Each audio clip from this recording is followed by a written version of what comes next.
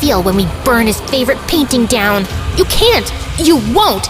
Listen, Emerald, I'm sure something important came up. That doesn't mean he can abandon us like that. And what do you know? You probably have both of your parents loving you. Actually, no. I told the girls about my issues regarding Mom and Dad, and suddenly they went softer. Emerald pulled the lighter down, and after that day, she was surprisingly kinda well-behaved. The week went by peacefully, and soon the school announced the annual scholarship test. I asked Mr. Jackson if he could spare me for a week, but he suggested I just move in instead. It didn't sound half bad, so I agreed, but when I told Mom, she said she had a bad feeling about it. Well, I would have preferred if she had a job instead of a bad feeling, but whatever. I moved in the next day, and while I was setting up my stuff, Mr. Jackson called for me. Now that you're here, you need to understand 2 things. My study is off limits, and the room on the top floor remains closed at all times. Under no circumstances are you allowed to go in. I felt a bit weird with the way he spoke, but I nodded my head and went back to my room. Moments later, the girls walked in and asked if I wanted a tour. They took me around the house, showing off their bowling alley, swimming pool, and arcade. Do you get to play many games with your dad? No, he's always busy.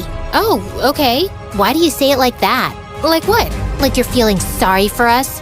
Oh, look at those poor little girls. They don't have a mom, and their dad is too busy. I'm sure you're thinking that. But guess what? Our daddy loves us deeply. Hey, I didn't mean it like that. You know what? Forget it. I'm sorry if you feel that way. Sorry doesn't heal anything. Before I could ask her what she meant, Emerald just turned around and left, and the maid told us that dinner was ready. Don't think too much. She's a bit crazy. You should know that by now. Also, never be late for dinner, or you'll starve the night. What? That night and the night after went by fine, but then I started noticing weird things. For starters, Mr. Jackson was never around anymore. He never spoke or ate with us, and when he came home, he went straight to his study. As if this wasn't weird enough, 2 nights before the exam, I heard a light tapping on the door. My body froze as the knocking got louder, but when I opened the door, I saw a light flicker in the downstairs area, and then I saw Emerald. She was at it again. This time, I followed her, and it looked like she was headed toward the basement. Emerald, shh, you're not supposed to go there. She can't hear you. The soul left my body when I turned around to face Pearl. You scared the bejesus out of me. Sorry, but I just wanted to stop you before you did something stupid. Pearl then told me that Emerald went down to the basement almost every night, and sometimes she even sleeps there. It's got all of Mom's stuff. No one, not even Dad, disturbs her. Ever since Mom went into a coma, that's how she comforts herself. That explains why she went missing the first night I was here. But if you knew that, why didn't you tell me before? It was just fun watching you get creeped out. Anyway, you should sleep now. I'll keep an eye on her. I believed Pearl and went back to bed. But an hour later, I woke up again, and this time it was to the smell of smoke. My room was drowning in smoke. As I made my way to the hall screaming for the girls and dialing the fire brigade. Monica! Oh my God, are you okay? What happened? I don't know. I was waiting for Emerald and passed out on the floor. When I woke up, there was fire everywhere. Hold on, where's Emerald? The 2 of us rushed toward the basement, but the fire was totally out of control. Luckily, the fire truck arrived just in time and rescued Emerald unharmed. They said that the fire was caused because of a candle in the basement. I was just lighting up some of Mom's favorite candles, and I didn't realize when I dozed off, I burned everything that belonged to Mom. I'm so sorry. As long as we found you. Emerald started sobbing, and I hugged her tight. Just then, Mr. Jackson arrived looking horrified, and when the fire guys told him what caused the mess, he lost his mind. You know what? I've done everything for you girls, and all you've done is made a mess out of my life. How could you burn the house down?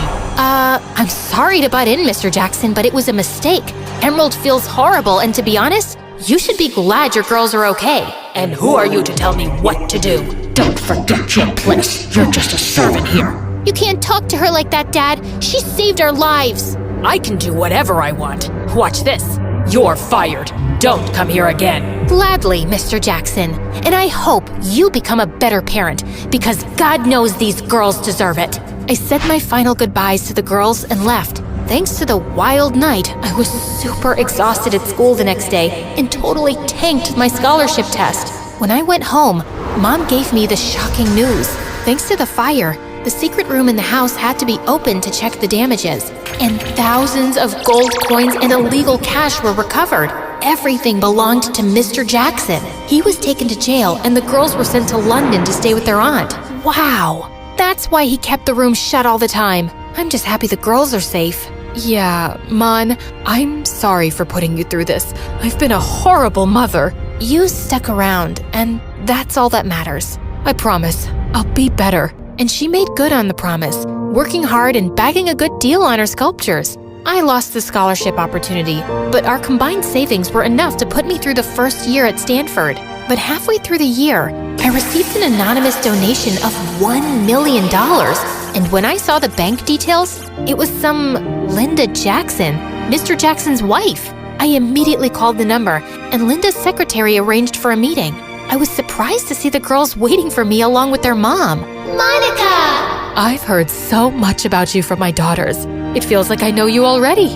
It's nice to see you've recovered, ma'am, and thank you for bringing these brats along. Linda held my hand and thanked me for saving her daughters and exposing her cruel husband.